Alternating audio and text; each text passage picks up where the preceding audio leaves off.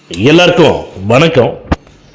இந்த பதிவில் எதை பற்றி பார்க்க போகிறோம்னா, மக்களே எல்லாருமே இன்னைக்கு தளபதி விஜய் அவர்கள் நடித்த ஜனநாயகம் திரைப்படத்துக்கு உண்டான தீர்ப்பு உயர்நீதிமன்றம் இன்னைக்கு வழங்குறாங்க. உயர்நீதிமன்ற நீதிபதி சரியான தீர்ப்பை, நியாயமான தீர்ப்பை ஜனநாயகம் திரைப்படத்தை வெளியிடலாம். ஏன் நீங்கள் ஒரு நபர் புகாரை நீங்கள் எடுத்துக்கிறீங்க அப்படி சொல்லிட்டு மிகவும் மகிழ்ச்சியான ஒரு தீர்ப்பை கொடுத்தாங்க.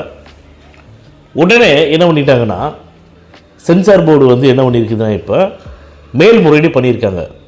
ஏற்கனவே தமிழக மக்களாக இருக்கட்டும் எல்லாருமே இதில் ஜனநாயகம் திரைப்படத்தில் ஒரு சினிமாவில் போயிட்டு அரசியல் இருக்குமா, அரசியல் தலையீடு இருக்குமா அப்படின்னு சொல்லிட்டுலாம் யோசிச்சுட்டு இருக்கக்கூடிய காலகட்டத்தில், ஆனால் உண்மையிலேயே ஜனநாயகம் திரைப்படத்துக்கு அரசியல் தலையீடு இருக்குது அப்படிங்கிறத ப்ரூவ் பண்ணுற மாதிரி தான் இப்போ அடுத்து மேல்முறையீடு போகிறாங்க.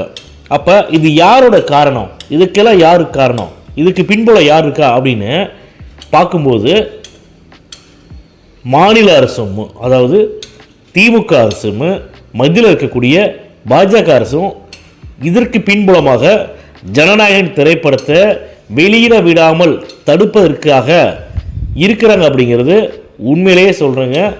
உண்மை வெட்ட வெளிச்சத்துக்கு வந்துருச்சு. இல்லைன்னா எதுக்குங்க மேல்முறையீடு போகணும்? ஒரு சென்சார் போர்டு எதுக்கு மேல்முறையீடு பண்ணணும் நீங்களே சொல்லுங்கள். சென்சார் போர்டில் இருக்கக்கூடிய முன்னாள் திரு ஞான ராஜசேகரன் சொல்லிட்டு அவர் சென்சார் குழுவில் இருந்திருக்காரு. அவரே வரவேற்கிறாரு.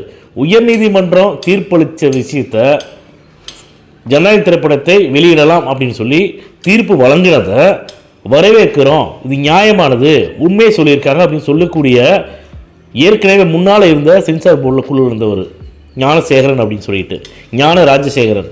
அப்போ இப்போ இருக்கக்கூடிய தலைவர் ஏன் மேல்முறையீடு பண்ணுறாங்க? நல்லா இதில் யோசிச்சு பாருங்கள் மக்களே. இந்த ஜனநாயக நாட்டில் ஜனநாயக திரைப்படத்தை வெளியிட எவ்வளவு பிரச்சனைகளை பண்ணிட்டு இருக்கிறாங்க பாருங்கள்.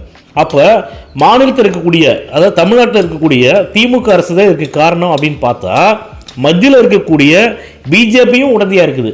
அப்போ இவர்களெல்லாம் நம்பி தமிழக மக்களாக இருக்கட்டும், இந்திய மக்களாக இருக்கட்டும் ஓட்டு போடலாமா சொல்லுங்கள்? ஒரு நடிகனாக பாருங்கள், அரசியலாக பாருங்கள். ஒரு நடிகன் அப்படிங்கிறவங்க படத்தை வேற ப்ரொடியூசர் அவங்க மிகப்பெரிய கோடிக்கணக்கான பணத்தை போட்டு படத்தை தயாரிக்கிறாங்க. அப்போ அந்த தயாரிப்பாளர் எப்படிங்க பணத்தை எடுப்பாங்க? உண்மையிலேயே இது கண்டிக்கத்தக்க விஷயம் தான்.